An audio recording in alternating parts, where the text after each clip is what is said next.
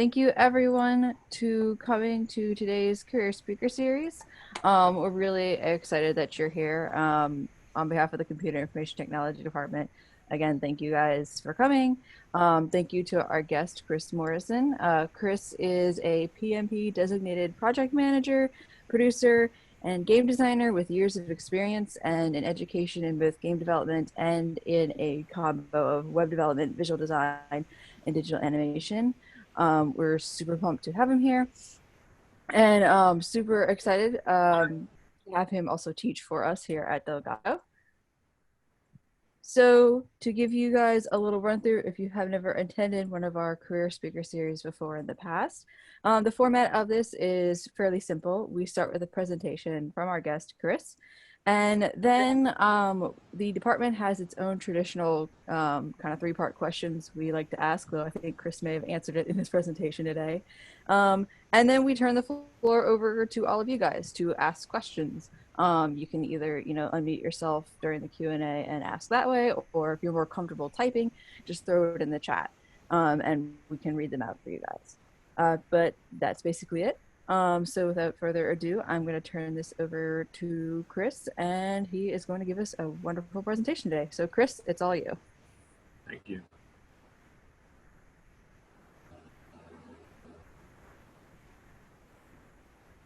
Okay, right on. I'm really excited that everyone's here. Welcome. First, I just want to thank you so much. Yeah, I know it's kind of a crazy week, but I'm glad that you're able to come in and listen to me speak here. Just a quick public service announcement. Please be weather aware and do stay safe. If you haven't already signed up to Know Already, you can receive weather alerts by texting DELTA, that's DELTA, to 888-777. So like I said, that's my public service announcement for the morning. And yes, actually, I did try to answer the Delgado 3 questions in my presentation. We'll see how well I did. It'll be like a report card. But yeah, of course, my name is Chris Morrison. I'm a project manager and producer of digital and interactive media with a specialization in learning game design. So that's a lot to say, but basically, I produce things, I design things, and I work a lot with digital media, especially in the learning space. But I do know all sorts of other various disciplines as well, which I'll highlight kind of in my experience throughout the 3 chapters that I'm going to present to you. One of the key things is that I look at opportunities wherever they may be, and they usually funnel in through 3 ways. So sometimes I work for companies, I own my own company, and then I do like teaching and mentoring and things like that as well.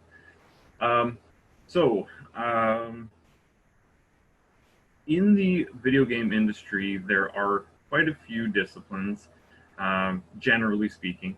These are the highlights: production, game designers, artists, and that's character, environment, user interface, and animators.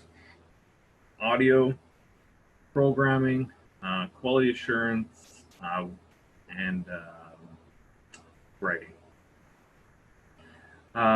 So let's see here. Of those, I'm gonna kind of let 2018 Chris tell you what I like to do. So this is my demo reel here. Hopefully we'll be able to get the sound kicking and everything. I have a good feeling about it.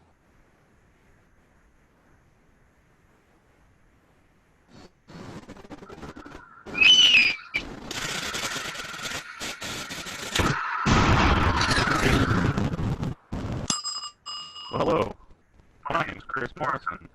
I'm a digital and interactive media project manager. What is digital and interactive media, you ask?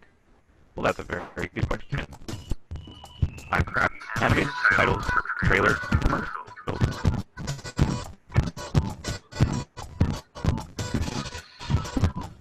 I make animated short videos. But what I really love to do is create games. So if you or somebody you know is interested in creating digital and interactive media or if you just want to drop by and see what I'm up to, feel free to reach out to me on the website. I look forward to hearing from you.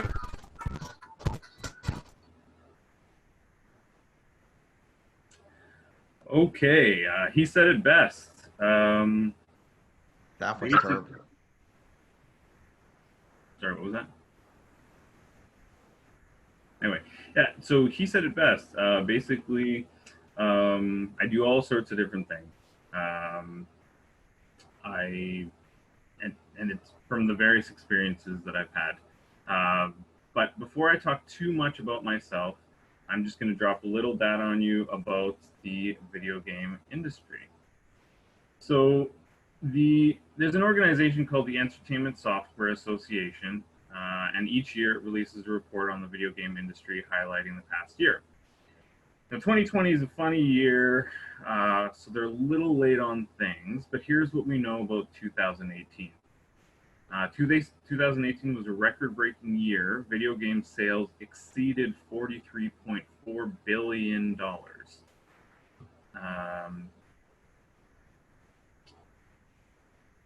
And we also saw reports of 164 million adults in the United States playing video games. For anyone who's into analytics and data, that's a little over half of the population of the United States. So half of the United States is playing video games. And 75% of all Americans have at least one gamer in their household. So obviously if there's half, that probably means that there's multiple gamers in certain households and things like that too. Now, at a glance, we've got a couple interesting stats here. And this kind of applies to folks who are in the learning space, people who may have children. 90% of parents pay attention to the games that their child plays. 63% of gamers play with others. 56% have a creative hobby, and 32% specifically play a musical instrument. Now, I bet that number is probably higher in New Orleans because of our strong heritage of music. But it's just an interesting stat there nonetheless. Then, not getting political, but what we're saying is that gamers are civically engaged. So they're civically minded, and 59% of gamers are certain that they will vote in the next presidential election. So the final couple stats that I think are really important, specifically for what it is that I do, is that among parents of gamers, 57% of parents play games with their child at least weekly. 57%. And one of the biggest rising stats that I focus on directly is that 74% of parents believe video games are educational. Now, there was a time in our history where video games were just for folks hanging out in the basement and they weren't really social, and they didn't really get into civic engagement and things like that. But this is really turning around, and I think it's just really important to take note of it. So I've organized my career into 3 chapters, which are kind of loosely attached to 3 locations. Now, what you need to know before I begin is that my career journey may be very different than yours, but hopefully you can learn something from my experiences. So, we got a snapshot of 2018, but let's rewind a bit to when I graduated from high school. I'm pretty old. To when I was entering post-secondary school, to where most of you are now. You're in post-secondary school right now. So back to the late 90s, to the city of Edmonton, Alberta, Canada. It's up north there. An oil industry town where most high-paying jobs were blue-collar, and then there's some stuff in engineering. So in that environment, I had to seek out creative opportunities. Edmonton's actually pretty big, just over 1 million population and around the same size as Austin, Texas. So thankfully, I had access to creative avenues like theater, film, and music. Here's a quick fun fact most folks don't know. West Edmonton Mall, which is the big claim to fame up there in Edmonton, the largest mall in North America, has a street in it called Bourbon Street. Back when I was growing up, it was designed after the French Quarter, and it had balconies with mannequins on them, and the mannequins were playing brass instruments and various other revelry. Um, when I saw those things, I wondered, where is the real Bourbon Street? Where is this real place? Well, I'll eventually get to that. So when I was growing up, I took things apart, I put them back together, and Mama Morrison would tell you that I wanted to be a scientist. Since I was younger, I've always been attracted to disciplines that include some type of scientific element. And maybe I'm bursting a bubble here, but creating video games involves major components in science, specifically software and coding. It's why when you look at studio heads today, you see pretty much the biggest nerds of all time. Not a knock.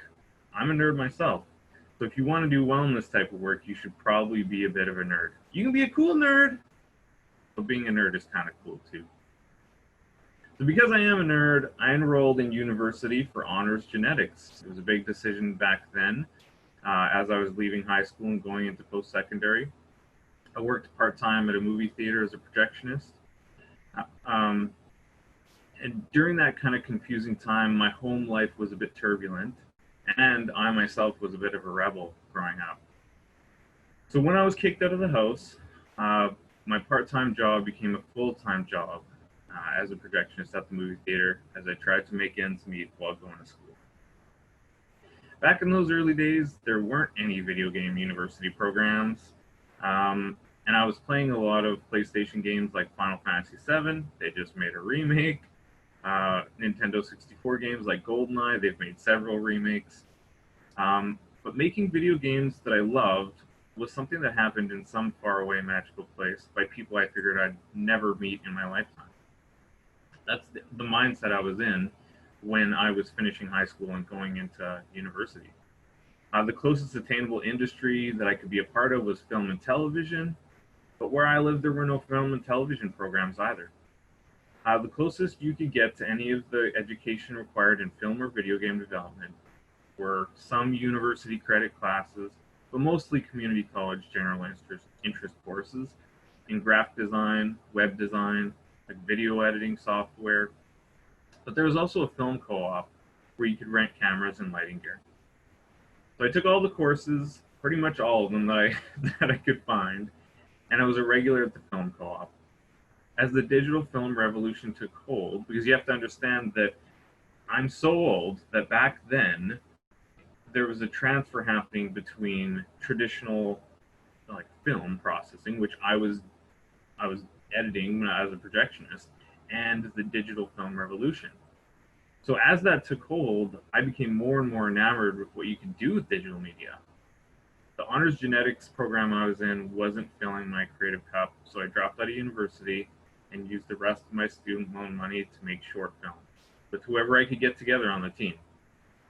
Electricians worked as lighting technicians, lasers worked as special effects artists, construction workers as stuntmen, and bartenders as actors.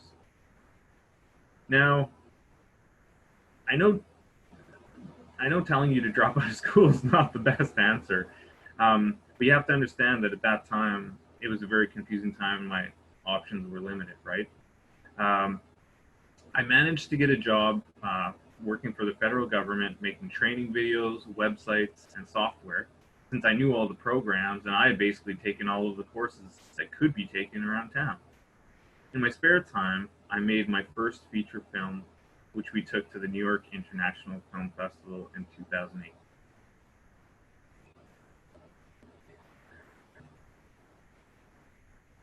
All right, chapter 2. Silicon Valley. Well, sort of. I was promoted at my federal government job into a project management role and was developing training curriculum and working on strategic guidance for the department. As a result, I was able to secure a transfer to Vancouver, British Columbia, Canada. Okay, that's another place up north on the west coast. It's the place where the 2010 Winter Olympics were held, if you heard of that. So Vancouver is like the Hollywood and Silicon Valley of Canada rolled into one. This was the best opportunity for me to go where I could learn about everything digital that was happening. Vancouver is where I learned the most about the technical aspects of digital media and transferable disciplines to video games, because a lot of them are. I took all sorts of courses in various disciplines, among them writing, animation, modeling, 3D, 2D animation, 2D or 3D animation, curriculum development, project management, business development, um, just the business of business, and then later video game development. So I've got a school project that I want to show you real quick. See if I can find it.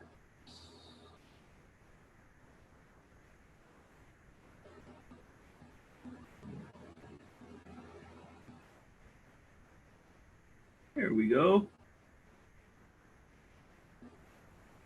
Yeah, it'll take a couple seconds to load.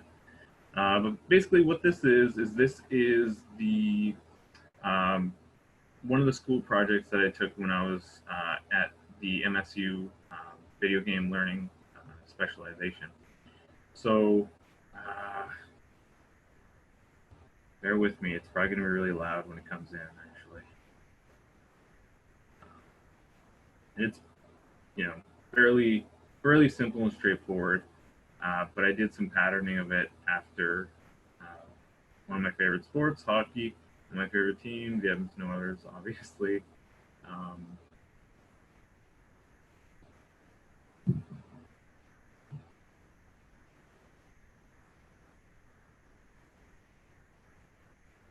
and I'm pretty bad at this game.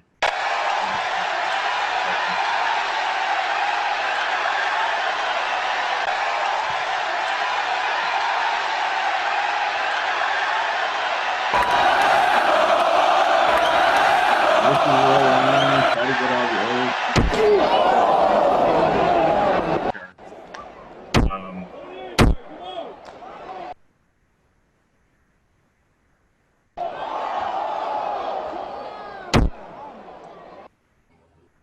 there you go. Not too much to it.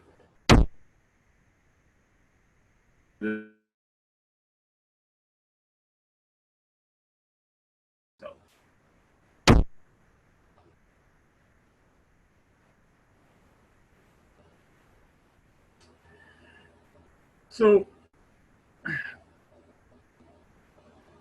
at the same time, in my federal government job, I was leading a team who were starting to develop video games to teach various initiatives for the department. So it was a real like corporate enterprise job. And one of the games that we worked on, we won a National Deputy Minister's Award for design. Now, during that period of time, because I was doing a lot of learning and I was doing a lot of video game design for kind of these larger organizations, I discovered that even when you work in a creative industry, you still have feasibility, profit margins, expenses, expense reports, all that good stuff. So I just want to let you know that, if there are any illusions and you think just playing video games is enough to be really good in the industry, you need to know that playing video games is an important part of being a part of the video game industry, but you need to be able to speak intelligently about games and be organized with your thoughts about games at the bare minimum.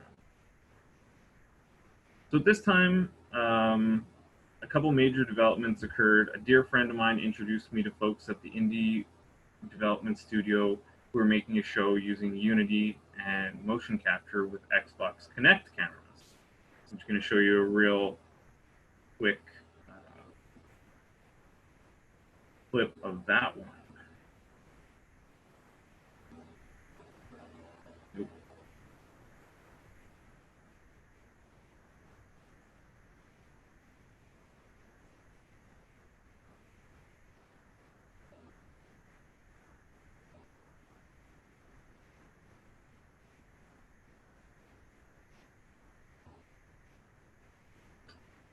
So what's happening here is the kind of folks at Triangle Productions are using Unity to put together this show that they're working on.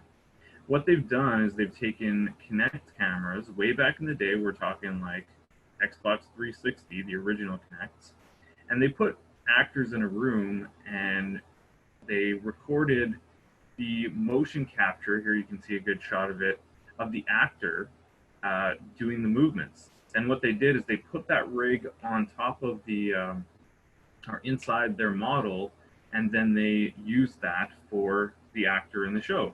They did all the recording of audio and everything else later, but back then this was revolutionary and just made me so excited that I'd be honored that I'd be able to be a part of this team, because they had already been working on this project and they had even bigger and better plans going from there. So I joined the team. I learned a huge lesson from these folks, and they're all still, everybody you see in the video are dear friends of mine to this day. One of the greatest things in the world is working with people who are smarter than you are. I volunteered to help them get their new revamp project produced, and I made a little video game to go along with their pitch package because I was just so excited.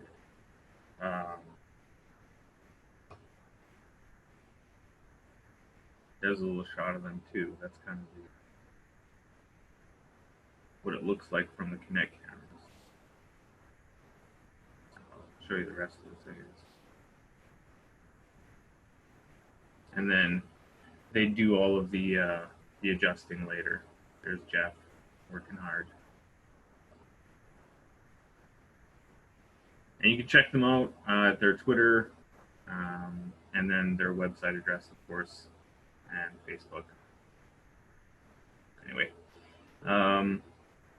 so I'll just kind of quickly show you a bit of that. That was the game that I developed for the show.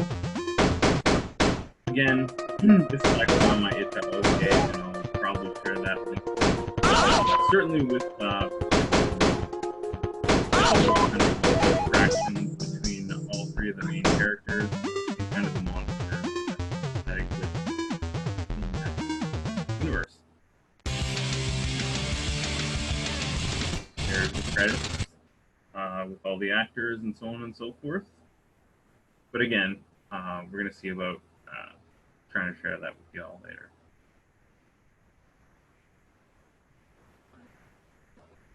So at this point, I did a complete revamp of my website, company, social media profiles to incorporate all of my experience and knowledge. I started getting more and more side contracts while I was at my day job, including a contract doing the motion animation for Valve Studios' Defense of the Ancients 2 International Tournament, which took place in Vancouver in 2018. I'll show you a quick shot of there.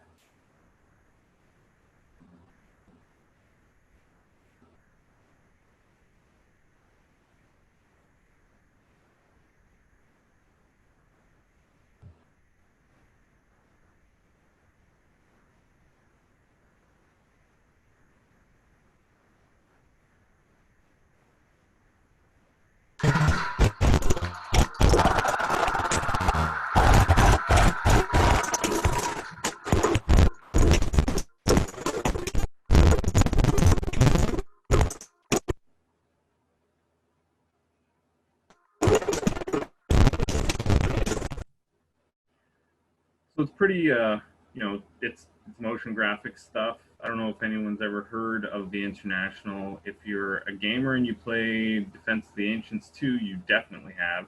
And it's probably, it is the biggest esports tournament in the entire world.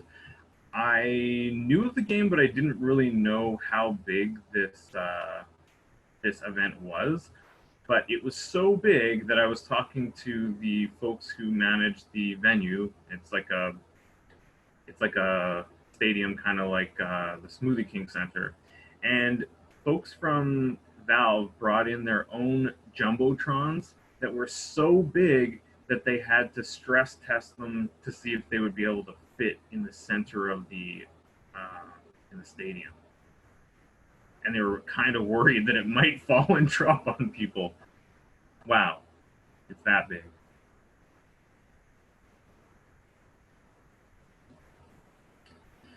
So,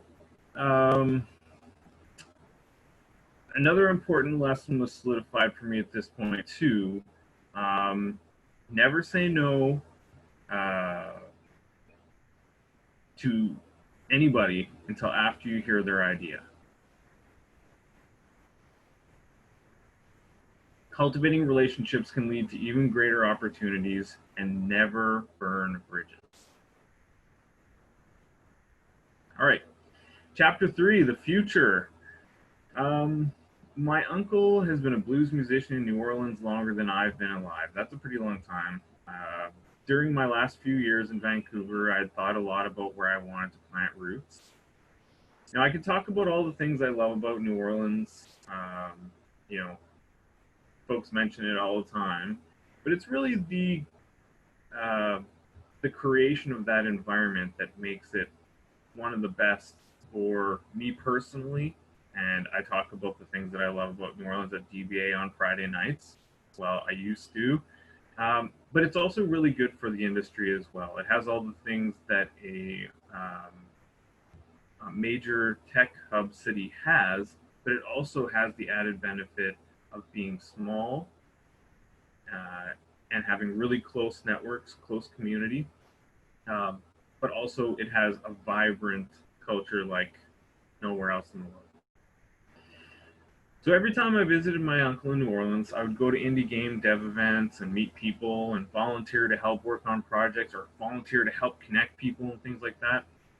My personal need for authenticity and my need to help build community led me to being a part of the Indie Game Development Meetup Planning Committee.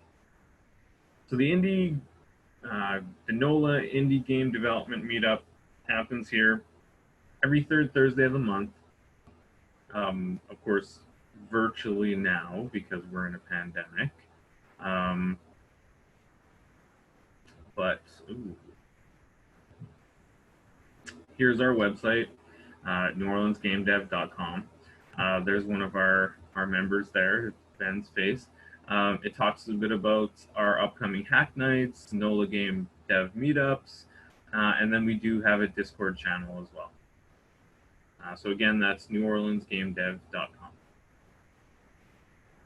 So my personal needs, among other factors, led me to plant roots here.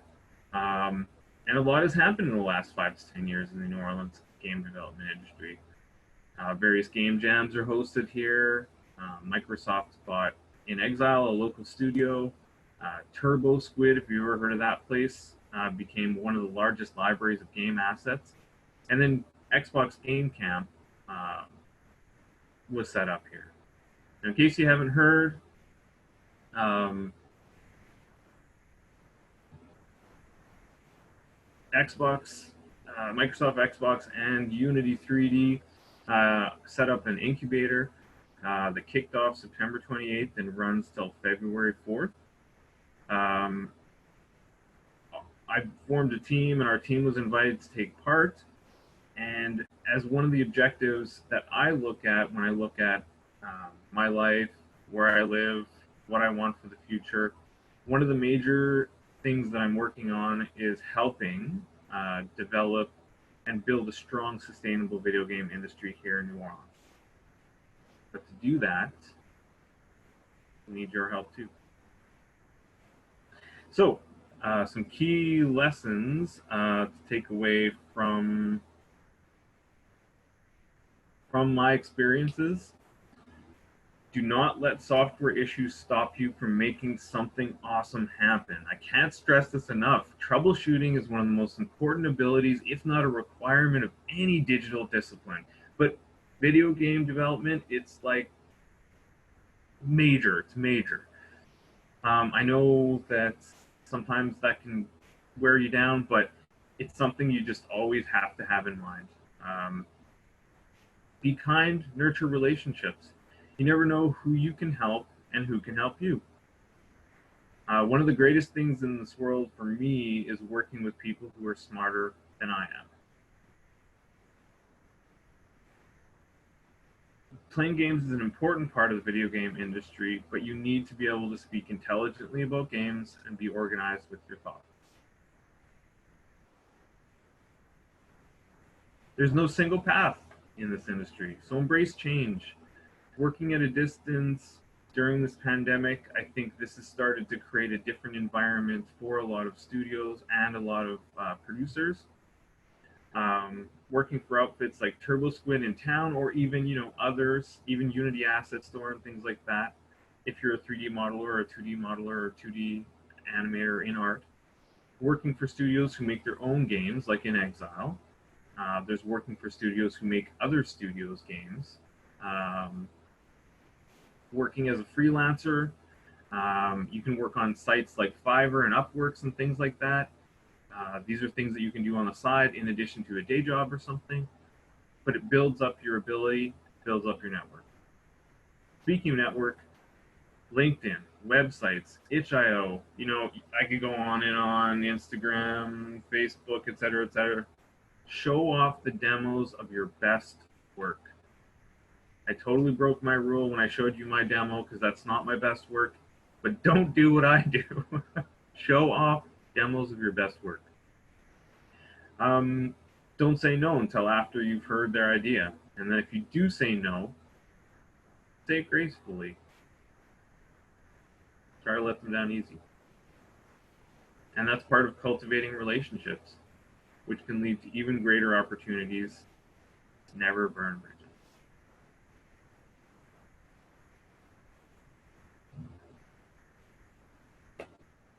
Anyone have any questions?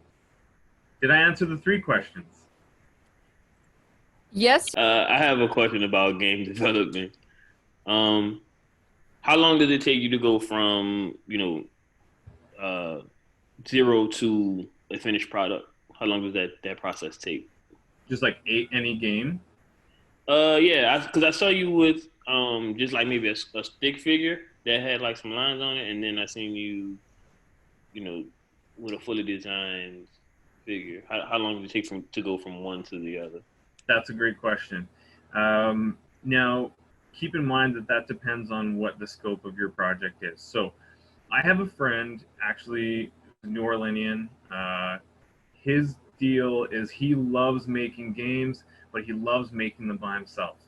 So he is a master programmer himself. He can do a bit of art. He can do a bit of things, but he doesn't work with anyone else in general.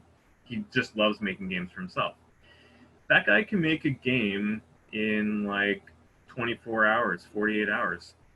But the thing is he's only doing what he can handle. So he'd be making he likes to test out kind of funky mechanics and things like that. So you can, if you're just working on your own and you're very disciplined and you're very practiced, you could make a game in 24 to 48 hours. Now, that's the totally opposite end of the spectrum of, say, I don't know, a game like Call of Duty, or a game like a AAA game that requires like an army to build.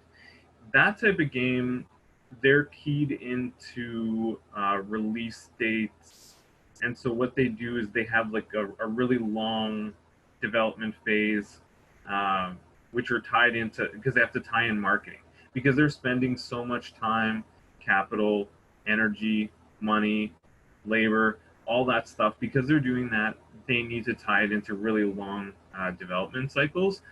And so, if you're asking me how long it would take for me to develop a AAA game idea that I have right now, I would tell you that I've been working on it for 1.5 years already, and it's probably going to take another 1.5 years. So, yeah, there's a big range there. But if you want to get something done, you want to get it done like as soon as possible, work on it yourself. There's a lot that people can do on their own. And then, if there's something bigger you want to work on, use that to leverage to potentially work for a studio and work on a bigger team, right? Um, is there a specific language you need to know?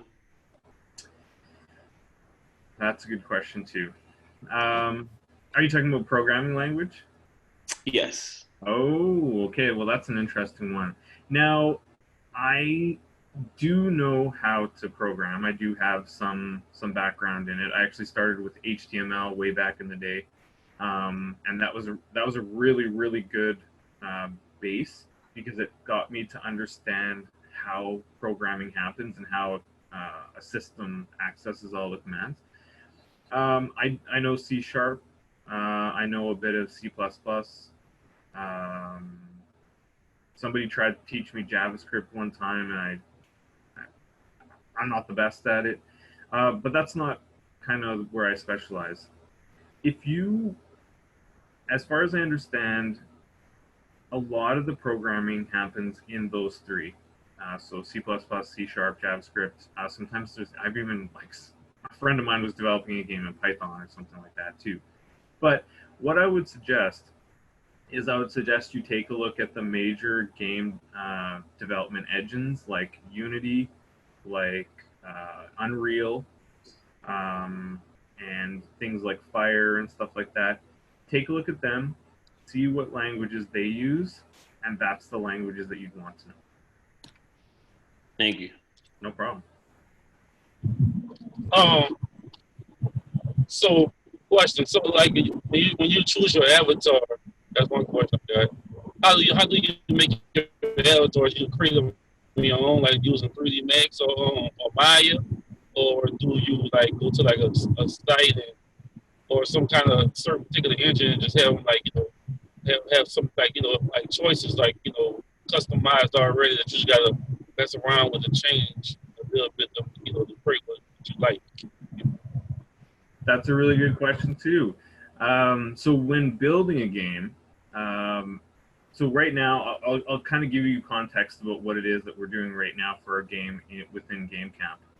So as the producer, I'm looking at dollars a cents. I'm looking at time. I'm looking at how long of a development phase we have, and I'm working with artists and I'm working with designers. So when we look at that and we're looking at what we want our character to look like, what things we want to be customizable, what things we want to be fresh and new, we have to strike a balance between designing something from scratch, which, spoiler alert, nothing in art is ever designed from scratch. You always have some type of like inspiration and things like that.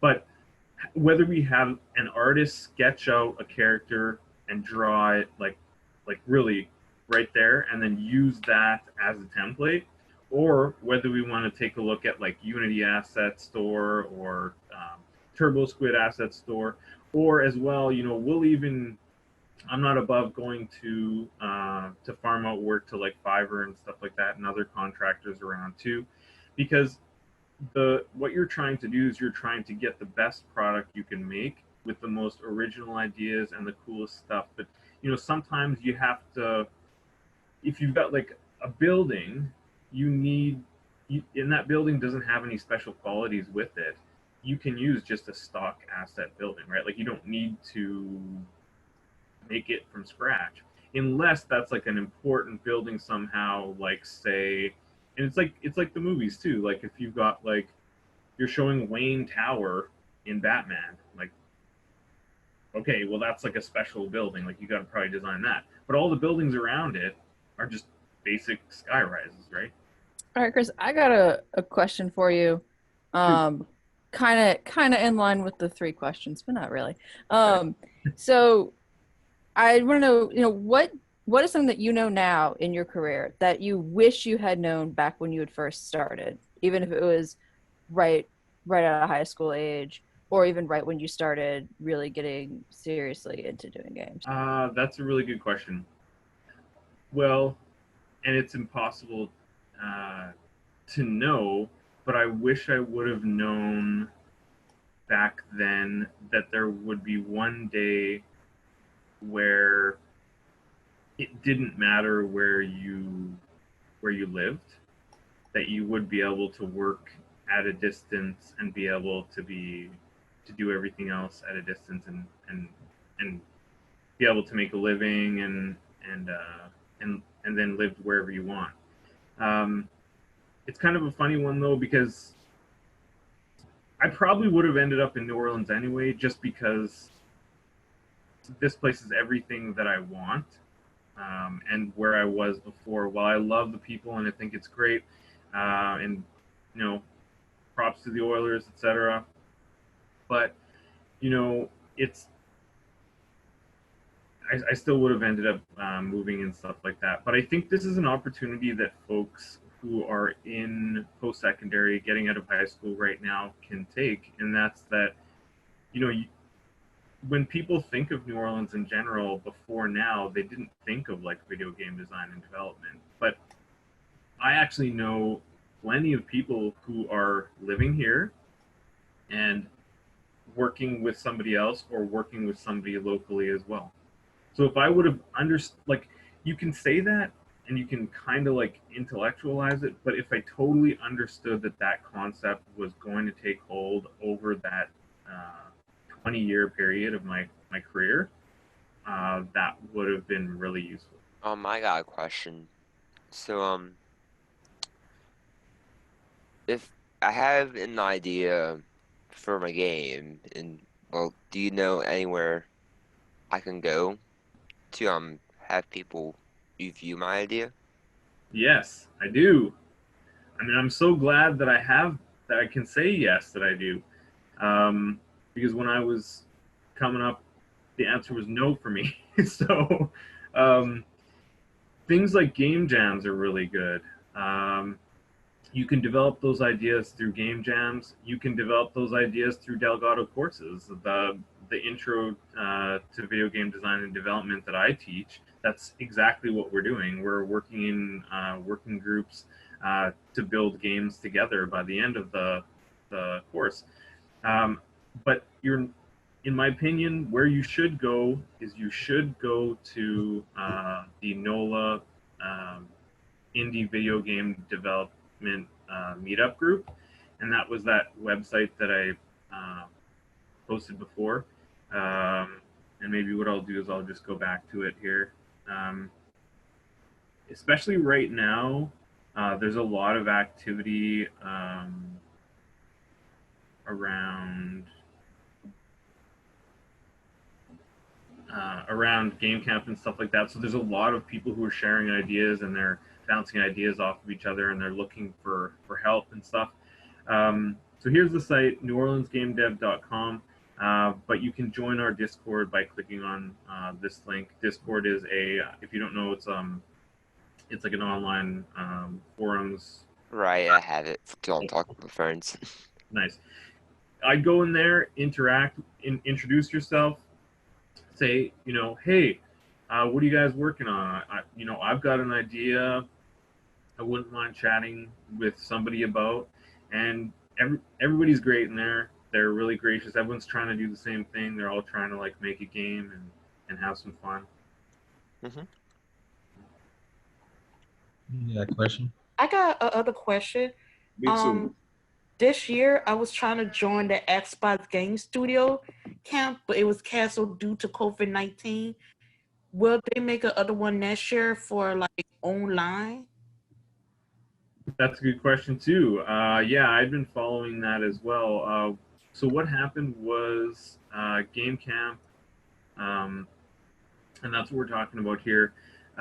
They were scheduled to start, I think it was in March or April. And then what happened is pandemic happened. And what they did is they put everything on hold. They didn't cancel it, but they put everything on hold. Then back in August, they announced that Game Camp would be going forward and that we should look for an update soon. Then I came back. They set the date for September 28th. And so currently Game Camp is happening September 28th to February 4th. We have a question down here from Christopher Lepine asking if Xbox Game Camp will be doing a second one. Do you know? Ooh, that's a good question. I don't know the answer to that question, but I will say what I think is actually happening here. I think that that game camp is a springboard into just like blowing the roof off of video game design and development in New Orleans. I think that this is a galvanizing event that is bringing everybody around Louisiana together who is interested in making games, who's maybe gone to school, maybe they haven't, but it's putting everybody kind of in the same place. Um, Now our NOLA indie game dev meetup group is trying to do the same thing, and that's why that Discord and that website is a really good place to go. I don't know that they will do another game camp again, but I'm personally working towards, and I feel like this is the direction, is that really we're just trying to make connections, build studios, more studios. A huge company like Microsoft doesn't just do this just because. They probably have long-term goals. They just bought ZeniMax Bethesda, so that's the folks who make Fallout 4 and 76 and stuff. But they also bought Obsidian. They also bought an Exile. So now they're buying all sorts of studios and stuff like that. We're seeing activity in New Orleans around Game Camp. We're seeing so many folks joining our Discord server for the NOLA Indie Game Dev meetup.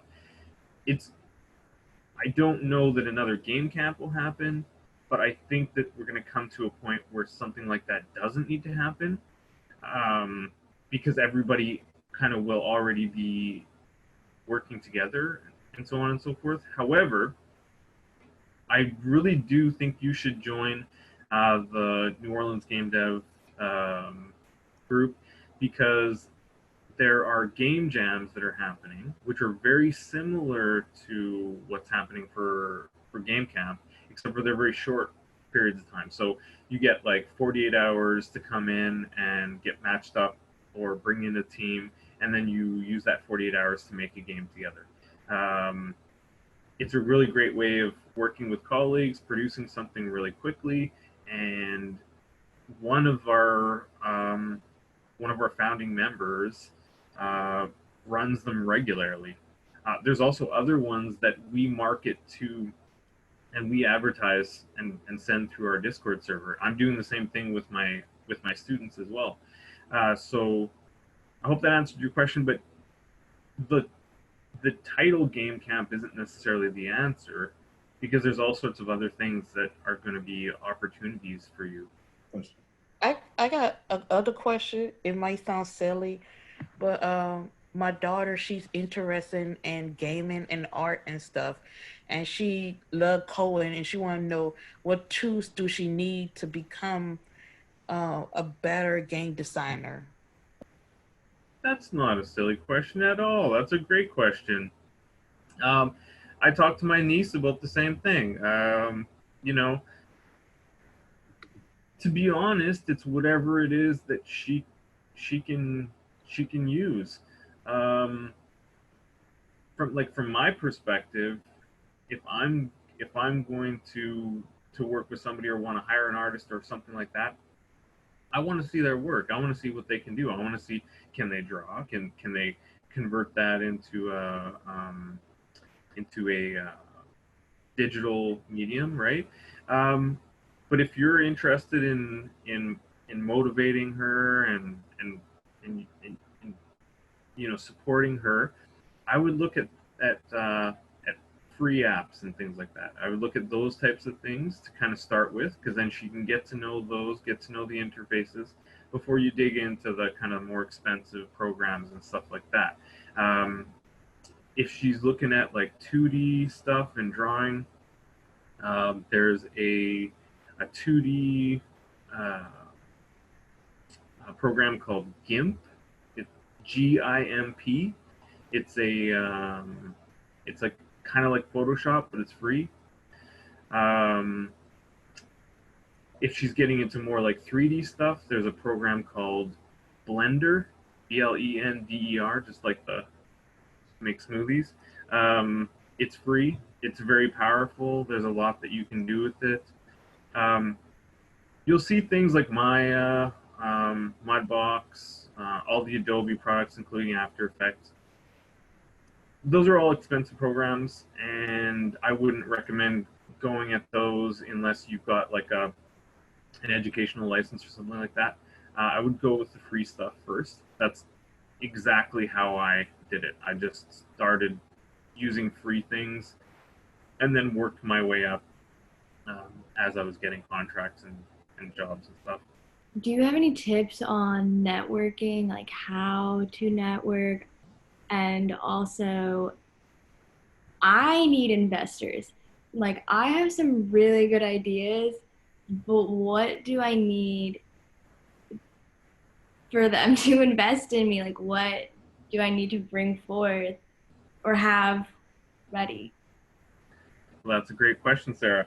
Now, this is right up my alley. This is what I love to talk about because I think the origination of an idea and how you look at marketing it and funding it and getting it made, that's one of my favorite things to do in life. Well,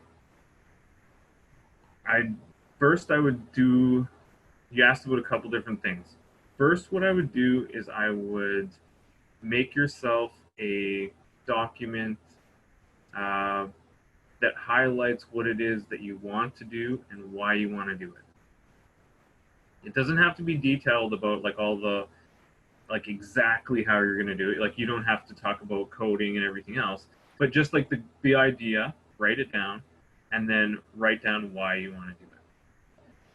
Generally speaking, those two things will serve you throughout the entire process.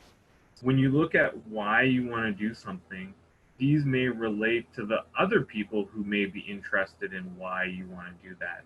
And those folks will be the ones that you may want to have conversations with about helping either fund it or work on the project. So the why is really important.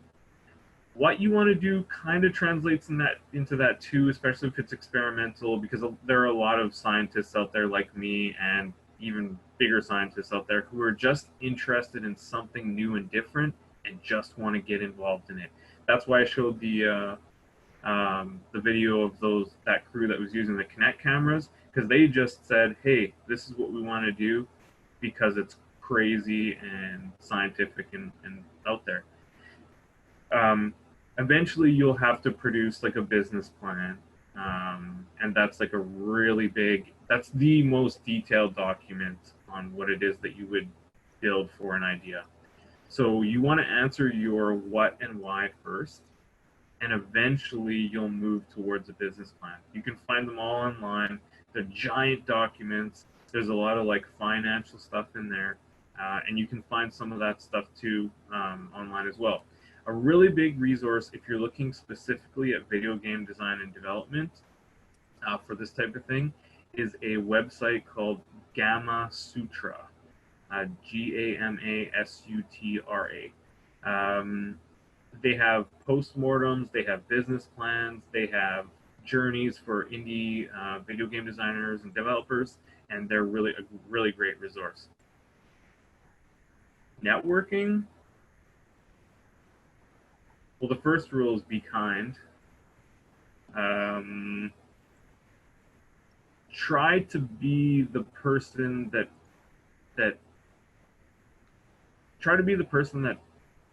people aren't afraid to talk to. Okay, so I have that down. I'm definitely super nice, but my problem is staying involved in communities because I have such a, like, I'm very sociable, but that social battery like hits a plateau, and then I'm like hands off, and then I have to like start all over. So like, how do I stay persistent? Like, how do I keep in the community? Good question. So, this happens differently for folks who are introverted versus folks who are extroverted. The only reason why I know a bit about this is because I've done extensive research on it for a project. Um, Introverted folks recharge their batteries by being alone. Extroverted folks recharge their batteries by being with other people. If you are introverted and you find that like all this social interaction is kind of wearing on you and you need to get some time on your own, build that into your plan. Say, hey, um, here's a month or here's a year. In this month, year, this is how much I can spend on social interaction, and this is how much I need to spend on just like work, like hanging out by myself, like watching movies, playing video games, going on walks, etc. But make sure you build that in, because what it sounds like is happening for you is it sounds like you're getting worn out and kind of like you're hitting a wall because you're feeling like you're getting maybe a bit discouraged and things like that. Those things happen to introverted people when they are not spending enough time filling up their batteries being by themselves. Now, extroverted people who are energized by that have a different problem. Extroverted people are like, hey, I love this. I love getting energized by being in social interactions. This is awesome. Wait, why are those people not as energized by being out here and hanging out with us as much as I am? So there's like a bit of a discouragement there that happens. And for extroverted people, I would say be kind, try to be understanding. You know, some of the folks that may be in the same room with you have really gone to great lengths to even just be in this room with you. They'd probably prefer to be at home playing video games, but they realize that they need to get out and meet people. So if you're an extroverted person, go up to that person and try to make it as comfortable. Go up to the person who's standing around by themselves, try to like make it really comfortable for them, and I guarantee you'll get a smile, they'll tell you an idea, and they'll be really happy to come back, and that might be a lasting connection for you. Game design and development isn't necessarily just about video games. And here's a prime example. A game like Monopoly, or a game like Uno, or a game like which is a card game, a game like heck, Crib. All these games, they utilize rules. These rules are eventually what go into programming a game. I play all sorts of games. I don't just play video games because it expands my mind beyond just the digital realm too. Some of these old games, like card games and board games and stuff like that, there's a reason why everybody sat around the dinner table and played them, right? The game of life, like all sorts of games. These things are tried and true game mechanics that have worked before and will work again. So don't limit yourself. I know your video game design and development is the focus here, but yeah, don't limit yourself. If somebody says, hey, we want to play Cards Against Humanity, or we want to play Exploding Kittens or something like that. These are crazy games that have funky rules that might just spark something in your mind that you're thinking about for some shooting game or for like a racing game, and all of a sudden you got that like secret sauce because you kind of used an idea that you learned somewhere else. Quick question. Can you speak to rigs? Like rig making? Like rigging for animation? Mm-hmm. You bet. So I'm teaching a bit of that in two of my classes. What did you want to know about rigging? That the basic thing, like how do you get into it, or because it was mentioned to me once before, and I never got clarity on it. So you know how to make rig. I do. There's a difference between 3D and 2D. Um, some of the most powerful programs like Maya and 3ds Max do rigging for 3D animation, but you can also do, I believe you can do rigging in Blender as well. So that's for 3D stuff. For 2D stuff, After Effects, and there's plugins. There's an inverse kinematics plugin, and there's also a there's the Puppet Warp tool, which you can kind of use. So if you're looking at getting into rigging, like you're looking at this is something that you're interested in, what I would do is the number one thing I would do is I would watch some animation behind the scenes. So go check out, like, I don't know, Marvel and War behind the scenes, because they have, like Thanos, like rigging Thanos was a whole project that an entire production studio was devoted towards. Yeah, with the CGR, huh? Yeah, because then what you can do is you can see kind of what it is that they're doing. It's exactly the same for video games as well, but when you look at that, you'll get an idea of what it is that they're doing. And then what I would do is I would look at what you like. If that looks interesting to you, you're still interested after you see that. They talk about how many hours they work at it. They talk about like what it is that they do. Then what I would do is I would look into maybe a free program to kind of like work on it, maybe check out some videos online. And then if you're really interested in it, look for courses and things like that. We've got a couple here at Delgado, but they don't focus solely on rigging. We work on 3D modeling and we work on the animation part of it as well. So if you just want to do rigging, you may want to take one of those classes, but you'd have to do the assignments for the modeling and stuff like that too, right? So it's, if you really, really want to specialize, some of that stuff you may have to learn on your own. But again, one of the lessons that I've learned, we have to understand, I had quite a journey, is that learning all sorts of different stuff for me is what has helped me. So you're kind of asking me like to do the opposite. So I'm not the best to speak to it, because I would always recommend that you know a little bit about what's going on with your model as far as like what's being built, what's being animated, so that when you're brought in to rig in the middle, you can communicate with them too, right? Because they're going to ask questions if something goes wrong. Like, you want to have a good, solid relationship with the modelers and the animators as well. So, but I would check it out, like and treat it like you're professional. Watch the behind the scenes and say, okay, what is that person actually doing? Like, what is it they're using to do that? Like, what's going on there? Ask questions, be curious, Thank you.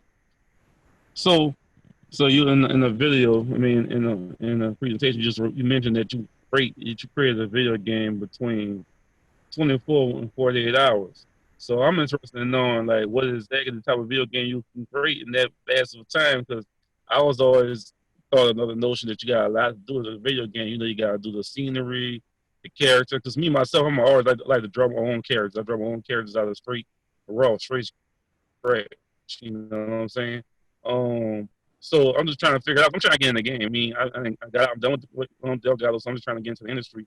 And I'm trying to find the best way to provide some type of show scenery of what I can do.